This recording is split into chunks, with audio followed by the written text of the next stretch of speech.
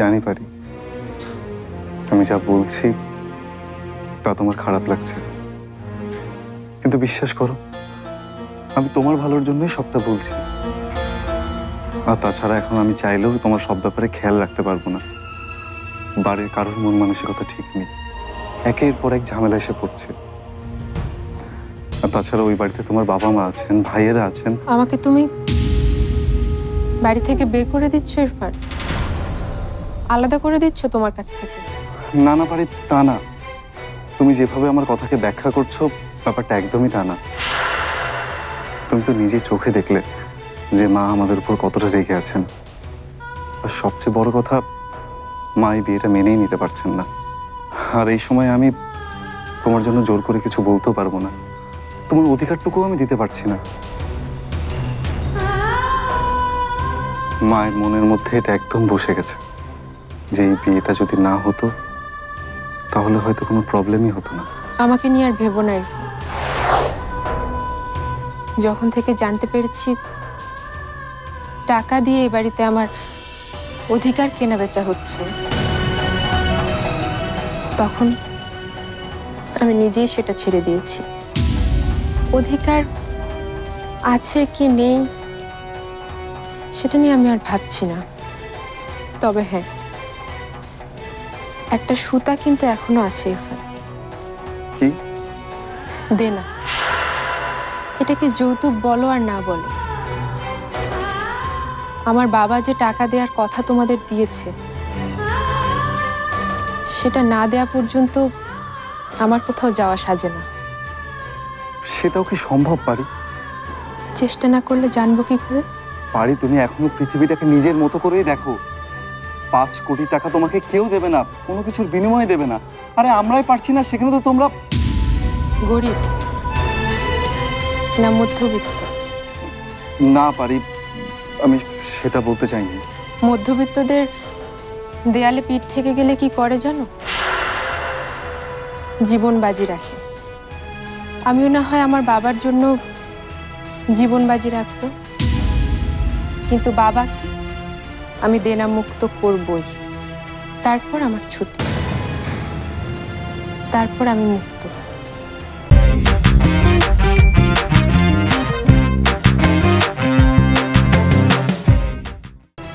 স্বাধীন। কেন জেদ করছো? কেন বুঝতে পারছো না যেটা মোটা অঙ্কের টাকা? তোমার মুক্তর মালা না যে তুমি সুইসুদনে বসলে সবকিছু হয়ে গেল। বাড়ি এখানে থাকলে সবাই প্রতিনিয়ত তোমাকে অপমান করবে, আর সেটাকে দেখতে আমার ভালো লাগবে? আর আমি ও বাড়িতে গেলে প্রত্যেকদিন আমার বাবার হেরে যাওয়া মুখটা আমার দেখতে হবে, সেটা কি আমার ভালো লাগবে? আমি বুঝতে পারছি না, আমি জাস্ট কিচ্ছু বুঝতে পারছি না তুমি আসলে কি করতে চাইছো বাড়ি। আমি আমার বাবার সম্মান ফিরিয়ে দিতে চাইছি ইরফান। তোমরা মানে তোমার প্রিয় মানুষগুলো যেভাবে আমার বাবাকে নিয়ে কথা বলে সেটা আমি বদলে দিতে চাই।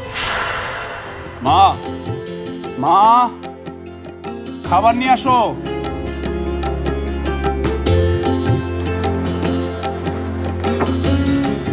নাস্তা আর একটু দেরি হবে বাবা। ফুপি, তুমি? মা কোথায়? সাইমার শরীরটা কি এখন ভালো আছে বাবা? এই বাড়ির দায়িত্ব এখন আমাদেরই নিতে হবে। তুমি একটু দায়িত্ব নিলে, বাকিটা আমি নিলাম। আচ্ছা তুমি এখন বসো তো, আমি তোমার নাস্তা রেডি করছি। তার আগে তোমাকে 1 কাপ চা করে দিচ্ছি, তুমি চা খাও। ঠিক আছে।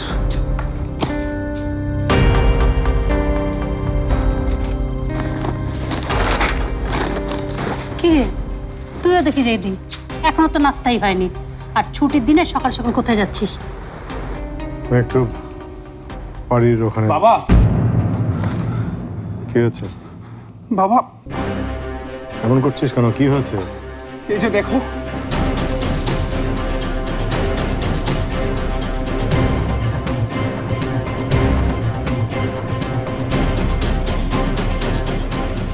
আরে কি হয়েছে? পত্রিকায় এমন কি খবর পেলি যে বাপ বেটা দুজনে একেবারে পাথর হয়ে আছিস? কি হয়েছে বলবি তো? ইরফানের বাবা। ইরফানের বাবা কি? আরে কি হয়েছে? ইরফানের বাবা গ্রেপ্তার হয়েছে বুবু। কি? অর্ধ শত কোটি টাকা ঋণ খেলাপির দায়ে গ্রেপ্তার হয়েছে। কই দেখি দেখি।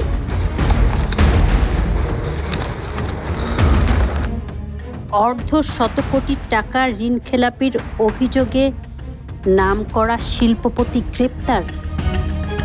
ঢাকার নামকরা শিল্পপতি ওসমান আলী খানকে গত রাতে নিজ বাসা থেকে গ্রেপ্তার করা হয়েছে। জানা যায় তার বিরুদ্ধে 50 কোটি। থাক থাক থাক বাবু, আর পড়তে হবে না। কেন পড়তে হবে না? আমি আগেই বলেছিলাম ওই বাড়ির কোনো না কোনো ঝামেলা রয়েছে। ছি ছি ছি ছি ছি, শেষ পর্যন্ত তুই কিনা ঋণ খেলাপির ঘরে মেয়েকে বিয়ে দিলি। আর দেখ কি তামাশা, যেদিন তোর মেয়ে ওই বাড়িতে গেল সেই রাতেই ওই বাড়ির মাথার জেল হয়ে গেল। ফুপি জেলে যায়নি, পুলিশ অ্যারেস্ট করে থানায় নিয়ে গেছে। ওই তো একই কথা, কাল গ্রেপ্তার হয়েছে, আজ জেল হবে। ভুল কি বললাম? এসবের জন্য বোধ হয় আমি দায়ী। আমি ওই টাকাটা দিতে পারিনি বলে। তুই দায়ী মানে? শুনেছিস পল্লব? শুনেছিস তোর বাবা কি বলে? সত্যি তো বাবা, তুমি নিজেকে কেন দায়ী করছো? আমি মানে আসলে এর মানে ইরফানের বাবা ঋণ খেলাপি, এটা তুই জানতি? তুই জেনে শুনে পারিকে ওই বাড়িতে বিয়ে দিয়েছিস?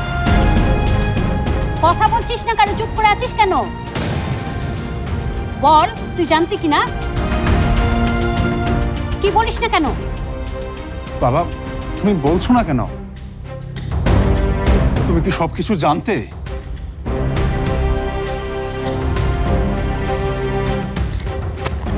বাবা কি করছো?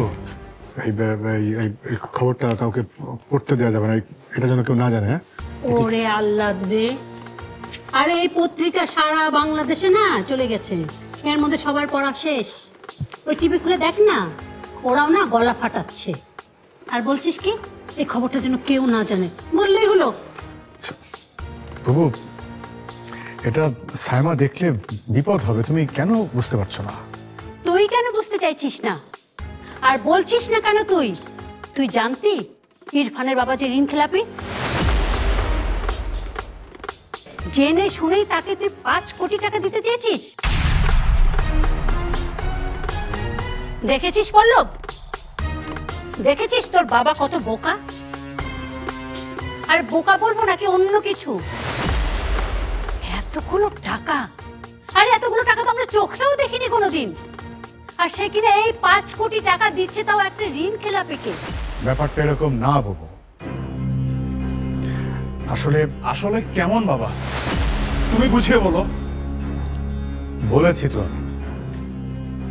লোকটা একটা বিপদে পড়েছিল। আমি যদি টাকাটা তাকে দিতে পারতাম তাহলে এই বিপদে সে পড়তো না। আজকে শুক্রবার, কালো ব্যাংক বন্ধ। রবিবারে যদি আমি টাকাটা তাকে দিতে পারি তাহলে সে এত বড় বিপদ থেকে রক্ষা পাবে। বাবা বাবা তোমার কি মাথা খারাপ হয়েছে? একটা ডুবন্ত জাহাজে তুমি তোমার টাকা পয়সা রাখতে যাচ্ছ? একটা লোককে পুলিশ নিয়ে গেছে, কদিন পরেই কোর্টের মধ্যে নিয়ে যাবে, আর তুমি সেই লোককে সাহায্য করতে যাচ্ছ? না দিলে তার আরো বড় বিপদ হবে পল্লব। তাতে তোমার কি? ওখানে বাড়ি আছে, ওদের বিপদ মানে আমার বাড়িরও বিপদ। তাতে পল্লবের কি? মানে তুই তো পারি আর ওদের পরিবারের কথাই ভাবছিস। তুই কি তোর পরিবারের কথা ভাববি না? পল্লবদের কথা ভাববি না? তুইও কি নিজে ঋণ খেলাপি হবি নাকি? কি বলছো তুমি এটা? ঠিকই তো বলছে বাবা, খুবই একদম ঠিক কথা বলছে। তুমি কত টাকা মাইনে পাও জানি না, সেই টাকা দিয়ে 5 কোটি কেন 5 লক্ষ টাকা ঋণ পরিশোধ করার মতো তোমার ক্ষমতা নেই, তুমি পারবে না সেটা। এই টাকা তো তখন পল্লবকে শোধ করতে হবে, আর সেও যদি শোধ না করতে পারে তখন তো তাকেও ইরফানের বাবার মতো কোমরে দড়ি বেঁধে পুলিশ থানায় নিয়ে যাবে। বাবা, পত্রিকাটা তুমি আমার কাছে দাও। মায়ের চোখে যেন না পড়ে সেই ব্যবস্থা আমি করব, দাও। কিন্তু এবার তোমাকেও একটা পক্ষ বেছে নিতে হবে। তুমি কাদের পক্ষে দাঁড়াবে? বাড়ির শ্বশুরবাড়ির পরিবারের পক্ষে নাকি আমাদের পরিবারের পক্ষে? আহারে পারমিতা, তোমার জন্য আমার খুব মায়া হয়। বিয়ের প্রথম রাতটাই তোমাকে কাটাতে হলো ওই গেস্ট রুমে, সেটাও আবার বরকে ছাড়া। তাই বাসরও হলো না, কোনো আনন্দও হলো না। তোমার বরটাও যে কি তোমার এত কষ্ট সব মুখ বুজে মেনে নিচ্ছে, কিন্তু দেখো এত জেদ করে তোমাকে বিয়ে করে এ বাড়িতে নিয়ে এলো, বাড়িতে এত বড় সর্বনাশ হয়ে গেল, তখনও তোমার পক্ষেই ছিল।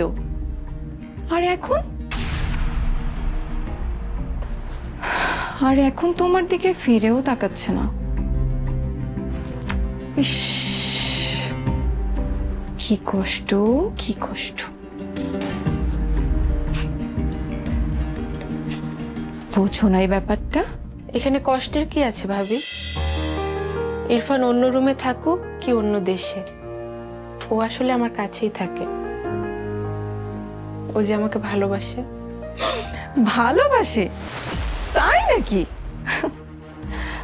যে মেয়ের জন্য তার বাবার এমন দশা, সে কি চাইলেই পারবে মন থেকে তাকে আবার ভালোবাসতে? কখনোই না, অসম্ভব।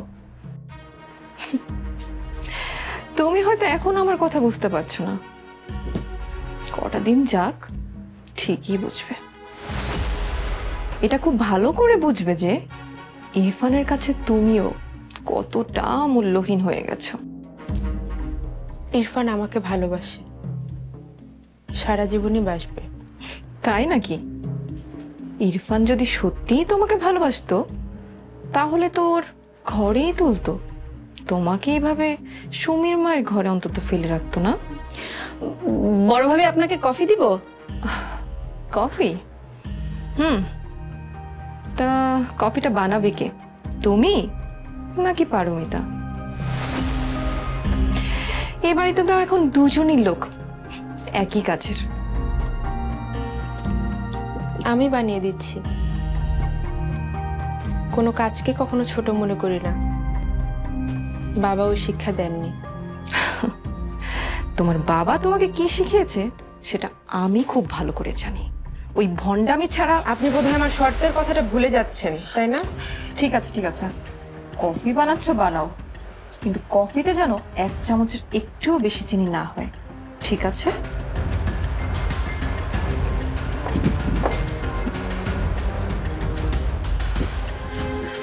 ভাবি, আপনার কফিটা। নাও। ছোটভাবে ঠিক আছেন আপনি? এখনই মলম না লাগাইলে তো। না না, ঠিক আছে। দেখি।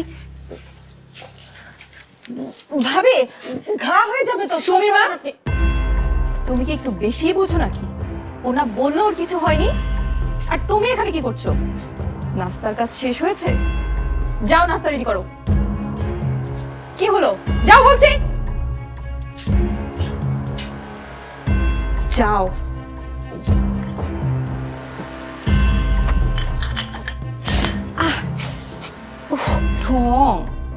ননির পুতুল নাকি তুমি? একটু কফি হাতে পড়তে একদম উফ উফ করে বাড়ি মাথায় তুলে নাচ্ছ। আরে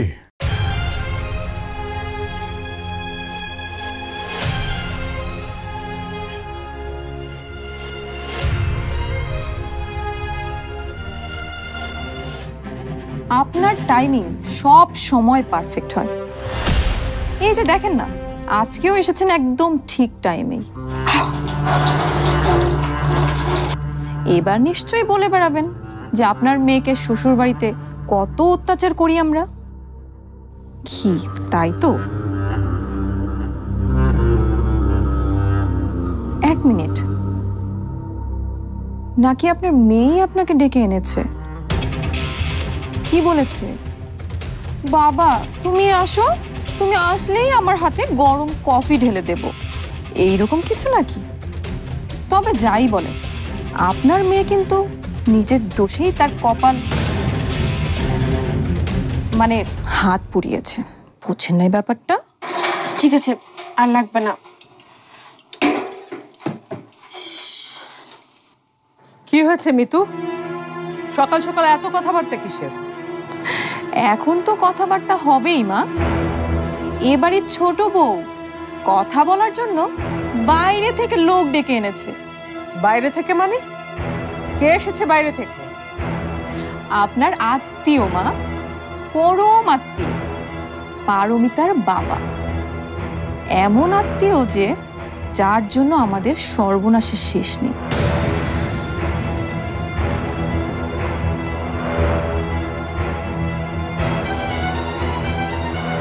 ভাবি, আসসালামু আলাইকুম। আপনি কি মনে করে? না মানে সকালবেলায় পত্রিকায় দেখলাম। পত্রিকায় কি দেখলেন? পত্রিকায় কথা বলছেন না কেন? কি দেখলেন পত্রিকায়? সে ওসমান ভাইয়ের ব্যাংকের ব্যাপারটা নিয়ে একটা। সুমির মা! সুমির মা! জি চাচি। আজকে পত্রিকাটা কোথায়? এই তো চাচি আনতেছি। দাও তো তাড়াতাড়ি। আরে এত সময় নাও কেন? দাও না। দেখি কি হলো।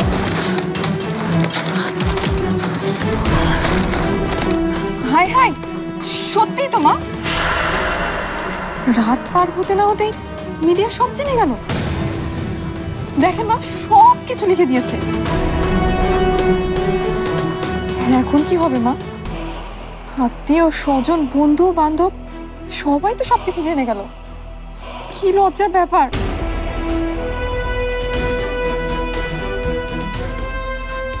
তাহলে আপনি পত্রিকার নিউজ দেখে ছুটে এসেছেন কি করতে? কাটা খায় নুনের ছিটা দিতে? না না না না না না, একদমই না। আমি খুবই লজ্জিত ভাবি। আমি আপনাদেরকে এটা বলতে এসেছি যে আমি মানে যত দ্রুত পারি টাকাটা জোগাড় করে ওসমান ভাইয়ের হাতে দিয়ে যাব। আমার কারণে আপনাদের সবার এত বড় একটা বিপদ হলো। আমি আপনাদের সবার কাছে ক্ষমা চাইছি। কথা শেষ হয়েছে আপনার? জি। আপনার কথা শেষ হয়েছে হলে এবার আসতে পারেন। আর হ্যাঁ, পরের বার যখন আসবেন তখন ইরফানের বাবার টাকাটা নিয়ে আসবেন, 5 কোটি টাকা। তার আগে এবারে ত্রিসীমানায় আসার কথা আপনি চিন্তাও করবেন না। আর যদি করেন আমি কিন্তু ভুলে যাব আপনি কার বাবা আর এখন কার শ্বশুর। শুধু মনে রাখবো আপনার জন্য ওসমান এখন ছেলে, আপনার জন্য আমাদের সবার মাথার উপর আকাশ ভেঙে পড়েছে।